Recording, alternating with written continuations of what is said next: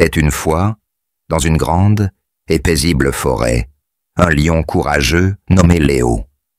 Léo avait une crinière dorée et un cœur chaleureux. Contrairement aux autres lions, Léo était doux et aimait se faire des amis. Ses meilleurs amis étaient Tilly la tortue, intelligente, Benny le lapin, joueur, Zara le zèbre joyeux et Max le singe curieux.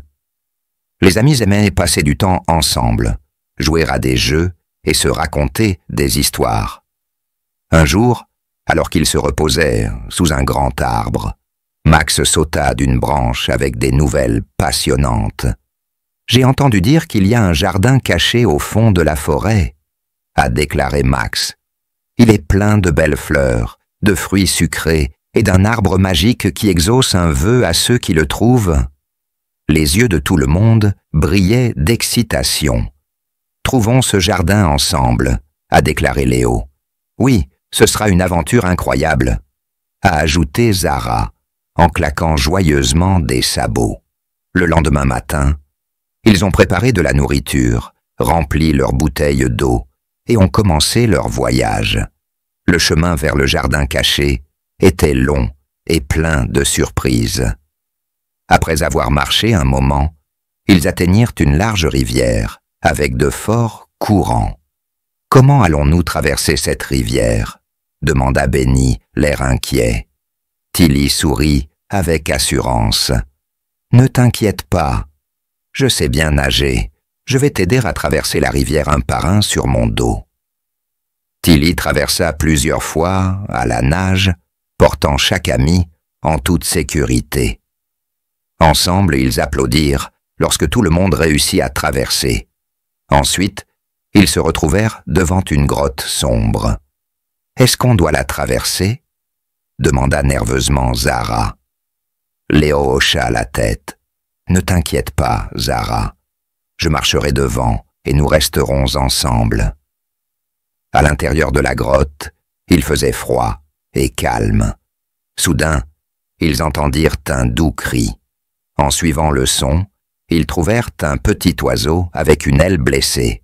« Oh non, nous devons l'aider » dit Benny. Léo souleva prudemment l'oiseau. « Emmenons-la avec nous, Français. Peut-être que l'arbre magique peut guérir son aile. » L'oiseau gazouilla doucement, se sentant en sécurité avec ses nouveaux amis. Après avoir quitté la grotte, les amis atteignirent une haute colline couverte de rochers. « Cela a l'air difficile à gravir, » dit Max. « Mais nous pouvons le faire si nous nous entraidons, » répondit Léo. Ensemble, ils gravirent la colline, s'entraidant. Benny leur montra les chemins les plus faciles. Zara utilisa ses jambes fortes pour écarter les rochers lourds et Max trouva des branches solides pour tirer les autres vers le haut. Au sommet de la colline, ils l'aperçurent enfin. Un beau jardin rempli de fleurs colorées, de grands arbres et de fruits juteux. Au centre se dressait un grand arbre aux feuilles dorées. L'arbre magique. « C'est encore plus beau que je ne l'imaginais !» s'exclama Zara. Léo plaça doucement le petit oiseau sous l'arbre. Soudain, les feuilles dorées brillèrent et l'aile de l'oiseau guérit. L'oiseau battit des ailes et vola en rond, chantant joyeusement. Les amis riaient et dansaient, mangeant des fruits sucrés et se reposaient dans l'herbe douce. « Nous l'avons fait ensemble, » dit Léo. « Ce jardin est magique, mais la plus grande magie est notre amitié. » Le petit oiseau chanta une douce chanson, comme pour les remercier de leur gentillesse. À partir de ce jour, Léo et ses amis furent connus comme les héros de la grande aventure de la forêt. Ils continuèrent à explorer, restant toujours ensemble, prêts pour de nouvelles aventures. Et ainsi, ils vécurent heureux pour toujours.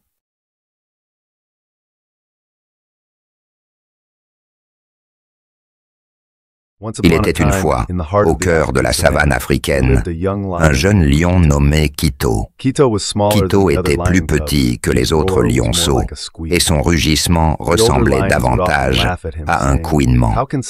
Les lions plus âgés se moquaient souvent de lui, en disant « Comment un si petit lion peut-il protéger la troupe ?»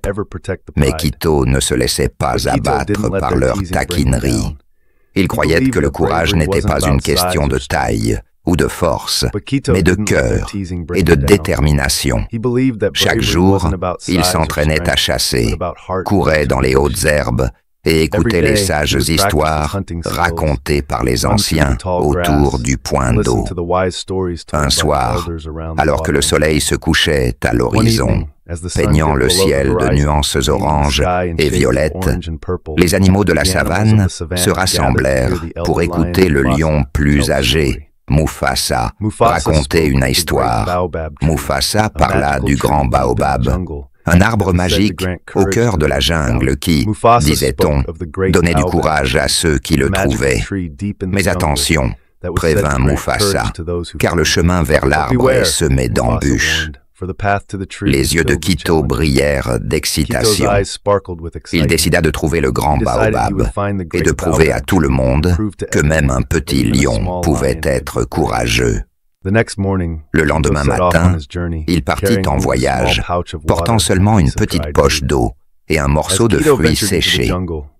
Alors que Kito s'aventurait dans la jungle, il rencontra de nombreux obstacles.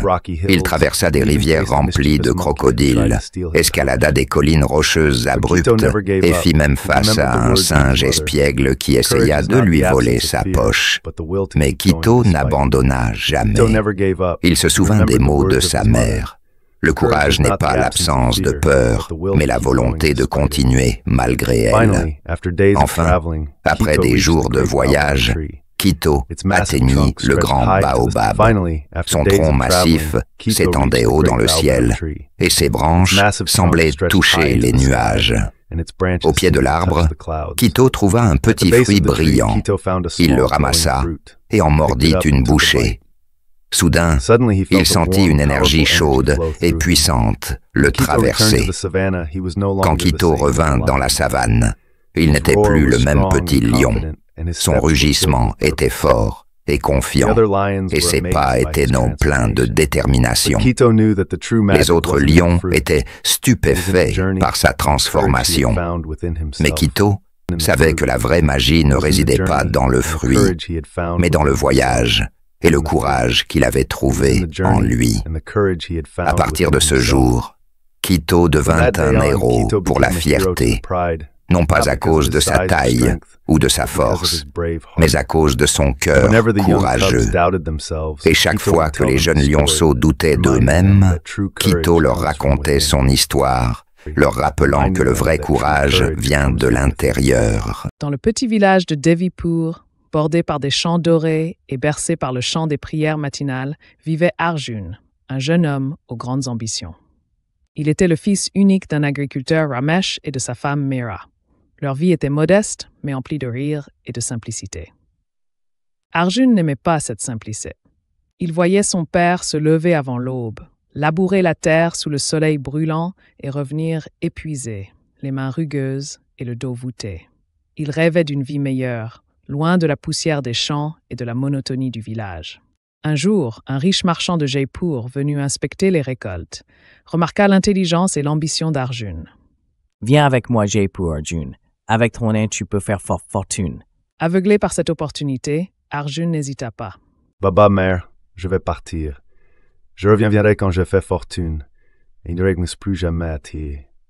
L'argent est important, mon fils, mais souviens-toi que certaines richesses ne peuvent s'acheter. » Arjun ne prêta pas attention à ces mots.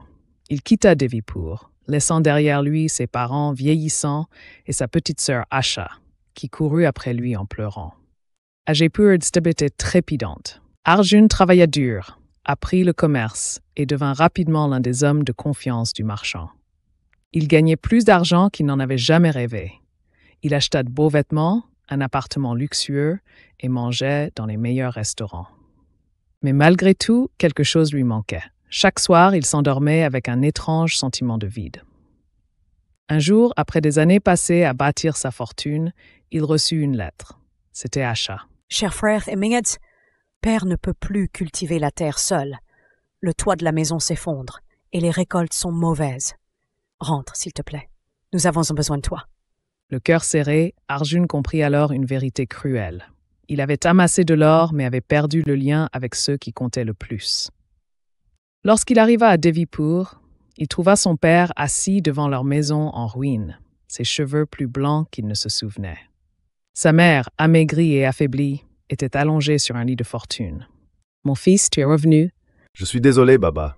J'ai poursuivi l'or et j'ai oublié la vraie richesse. Mon fils, l'or brille, mais il ne réchauffe pas un cœur comme l'amour de la famille. Arjun utilisa alors toute sa fortune, non pas pour vivre dans le luxe, mais pour reconstruire leur maison. Soigner sa mère et moderniser les terres agricoles de son père. Il enseigna aux villageois les nouvelles techniques de commerce et les aida à prospérer. Merci, Arjun. Nous sommes reconnaissants. Avec le temps, le village entier devint plus prospère, mais surtout, Arjun retrouva la chaleur qu'aucune richesse ne pouvait acheter. Un soir, alors qu'il partageait un repas avec ses parents et Asha sous le ciel étoilé de Devipur, il réalisa qu'il n'avait jamais été aussi heureux. Je n'ai jamais été aussi heureux de ma vie. Car la vraie richesse, il l'avait toujours eue. L'amour de sa famille. Au cœur d'un petit village africain, là où le soleil peignait des motifs dorés sur la terre et où le vent portait les chants des ancêtres, se dressait un vieux baobab. C'était l'être le plus ancien du village, ses racines entrelacées avec les histoires des générations. Parmi les villageois vivait Baba Juma, un vieil homme aux cheveux argentés et aux yeux qui détenaient la sagesse de nombreuses années. Chaque matin, il s'asseyait sous le grand arbre, s'appuyant contre son écorce rugueuse, et lui murmurait des choses comme s'il s'agissait d'un ami cher. « Ah, mon vieil ami, » disait-il en tapotant le large tronc de l'arbre. « Tu as vu plus de choses que n'importe lequel d'entre nous. Tu te souviens de l'époque où nos grands-pères étaient jeunes, n'est-ce pas ?» Les villageois se moquaient souvent de Baba Juma, disant qu'il était trop vieux et qu'il parlait à des choses qui ne pouvaient pas répondre. Mais il se contentait de sourire et continuait ses visites quotidiennes, partageant ses pensées, ses souvenirs et même ses soucis avec l'arbre. Une année, une grande sécheresse frappa le pays. La rivière s'assécha, les récoltes se desséchèrent et les villageois devinrent désespérés. Les anciens se réunirent pour chercher la sagesse, mais aucune solution ne vint. Ce soir-là, Baba Juma s'assit sous le baobab, passant ses doigts sur son écorce. « Mon ami, soupira-t-il, que devons-nous faire? La terre a soif, et nos enfants aussi. » Cette nuit-là, un vent fort souffla dans le village, porteur de murmures que personne ne pouvait comprendre, personne sauf Baba Juma. Il se leva avant l'aube, rassembla les villageois et les conduisit au baobab. « Cet arbre existe depuis des siècles, dit-il. Ses racines s'enfoncent profondément, trouvant de l'eau même lorsque la terre est sèche. Si nous creusons près de sa base, nous trouverons peut-être ce dont nous avons besoin. » Bien que sceptiques, les villageois suivirent son conseil. En creusant près des racines du grand arbre, ils trouvèrent une source souterraine cachée. L'eau jaillit, fraîche et claire, sauvant le village de la sécheresse. À partir de ce jour, personne ne se moqua des conversations de Baba Juma avec le baobab.